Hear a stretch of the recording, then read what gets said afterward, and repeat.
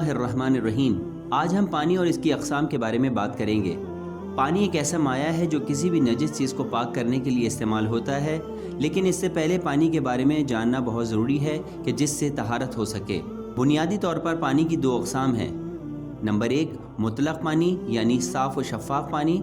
Number 2 مضاف پانی یعنی ملاوٹ شدہ پانی۔ مضاف پانی کی مثال میں جوس، کولڈ ڈرنک اور اسی طرح کے اور مائع جات شامل کیے جا سکتے ہیں۔ مطلق پانی کی مزید اقسام ہیں: بارش کا پانی،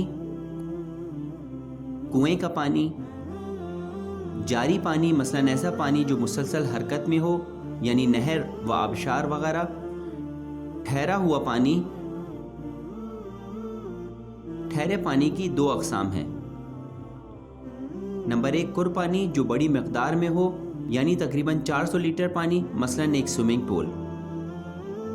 دوسرا قلیل پانی یعنی ایسا پانی جو زمین سے نہ ابلے اور جس کی مقدار 1 کُر سے کم ہو مثلاً ایک بوتل یا ایک گلاس کا پانی۔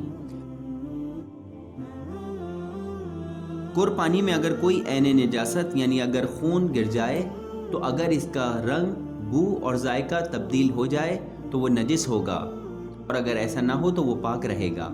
لیکن اگر یہ عین نجاست قلیل پانی میں گر جائے اور اس پانی کا رنگ، بو اور ذائقہ تبدیل نہ بھی ہو تو بھی وہ نجس کہلائے گا۔